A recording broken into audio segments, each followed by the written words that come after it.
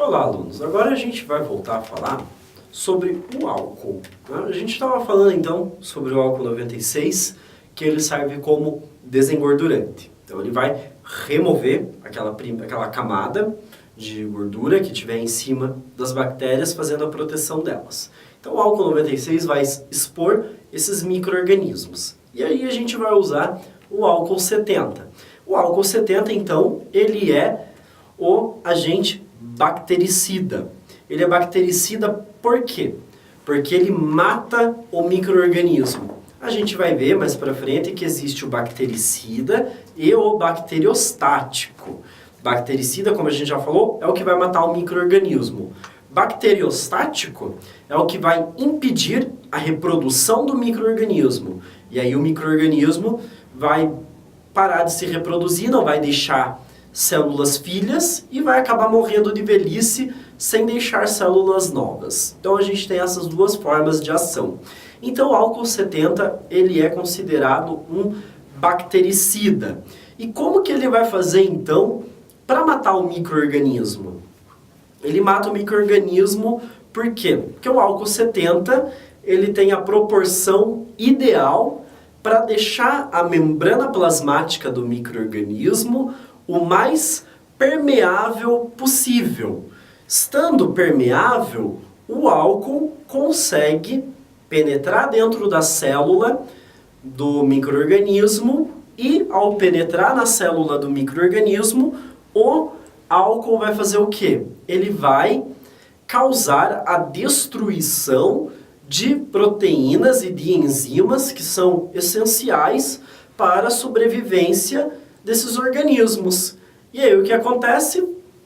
A célula do micro-organismo, a bactéria ou o fungo, ela vai acabar morrendo, né? Porque ela vai acabar se dissolvendo por dentro. Porque o álcool entra dentro dessa célula e degrada as suas estruturas. Não apenas proteínas, mas também vai degradar lipídios. Então é assim que o álcool vai funcionar.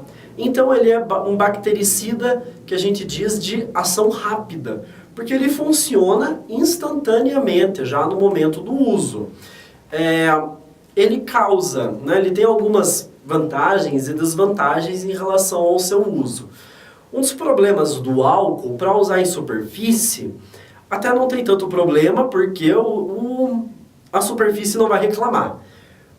Mas a gente, quando limpa a mão demais com álcool, o que vai acontecer? Algumas pessoas que já trabalham na área já devem ter percebido. A pele fica muito ressecada. Porque mesmo o álcool 70, ele tem uma forte ação desengordurante, não tanto quanto o álcool 96, certo?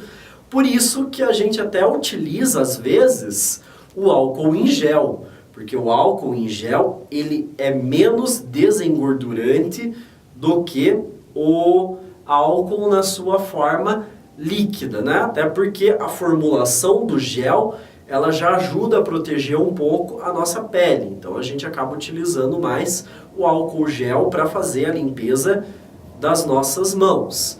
Embora existam alguns outros produtos antissépticos que a gente pode utilizar para a nossa limpeza de mão. Não precisa ser apenas o álcool. Existem outros produtos que estão com registro na Anvisa que você pode usar para substituir o álcool para a limpeza de mãos. Tem que ficar bem claro que é para a limpeza das mãos.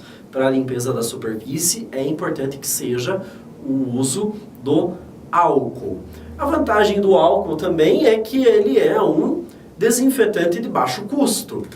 Você chega no supermercado ou numa loja ali e compra o álcool tranquilamente. Ele não é tóxico no sentido do contato com a pele, né? Obviamente.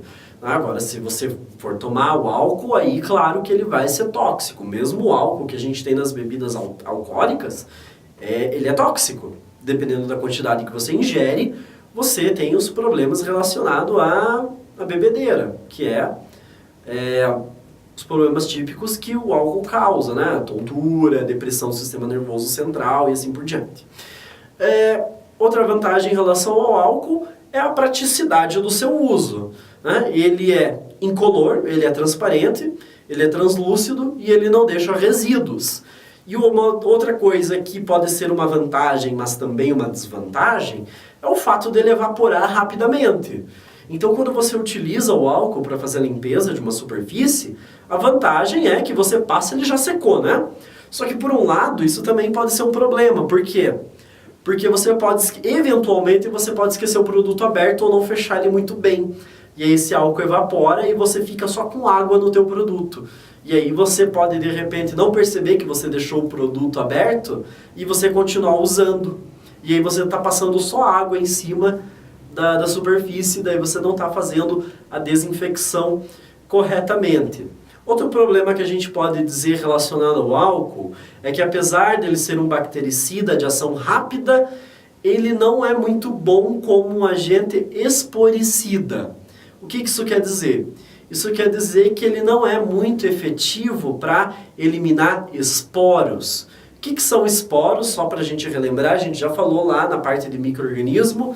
Esporos são estruturas reprodutivas dos fungos, que funcionam como se fossem sementinhas. Eles saem do fungo e são espalhados pelo ar e atingem outras áreas do ambiente.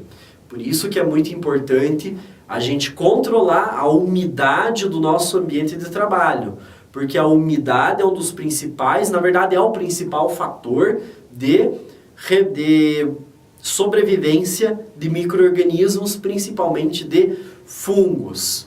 Outro problema relacionado ao álcool é que, ao longo do tempo, o álcool ele pode danificar algumas estruturas, principalmente se forem estruturas de plástico.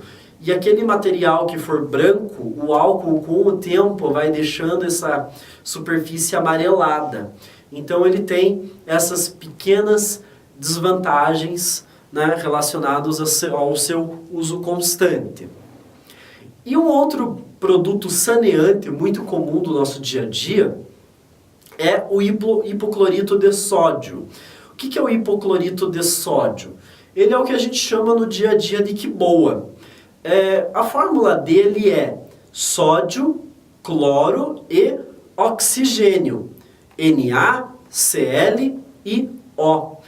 E o que acontece quando a gente usa esse produto? Bom, a gente pega esse produto e a gente tem que diluir ele em água, porque é um produto muito forte, né? Se a gente for usar ele puro, se uma pessoa fizer essa burrice, né, digamos assim, de usar ele puro, o que vai acontecer?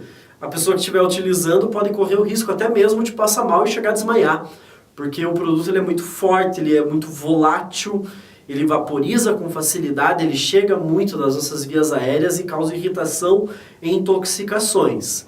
Então a gente vai ter que diluir ele em água. Quando a gente dilui ele em água, o que vai acontecer? O sódio, o Na, ele vai se separar do cloro e do oxigênio. O cloro e o oxigênio continuam juntos e se separa do sódio.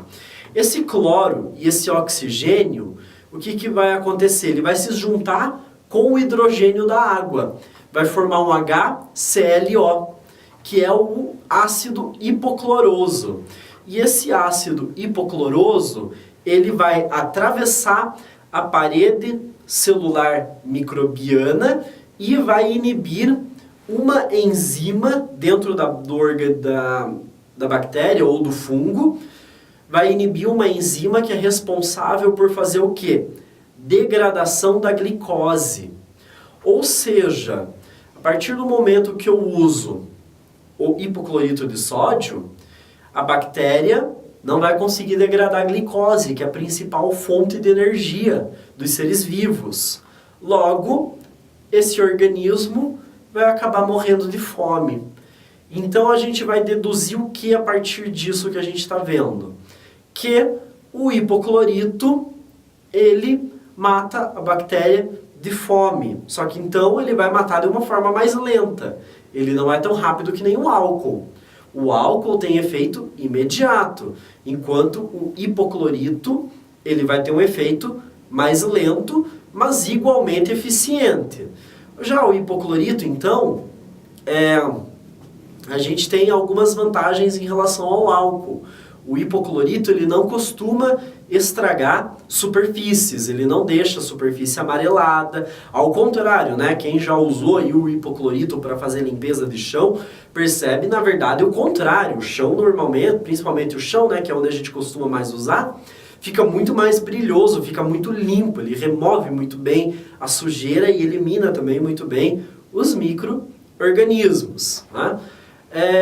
A desvantagem em relação ao álcool é a questão do seu uso, né? A gente tem que tomar cuidado com a quantidade do hipoclorito que a gente usa. Porque já pensou se você chega ali antes de abrir a tua clínica e de repente você não sabe que tem que misturar o hipoclorito na água e você usa ele puro. Se por um acaso você sobreviveu, né? Aguentou fazer a limpeza com ele puro sem desmaiar, você vai perceber que vai ficar um cheiro extremamente forte no teu ambiente e você pode acabar até perdendo um dia de trabalho. Porque as pessoas não vão conseguir entrar naquele local porque o cheiro vai estar muito forte e as pessoas vão ficar com irritações nas vias aéreas e nos olhos, que é uma característica do hipoclorito. Por isso que você usa ele em pequena quantidade diluído em água. Tá? Então, dito isso sobre os desinfetantes, agora a gente vai falar das particularidades dos equipamentos de proteção individual. Equipamento de proteção individual, a gente vai falar muito aqui do EPI, que é a forma de abreviar. Então, quando que a gente tem que usar o EPI?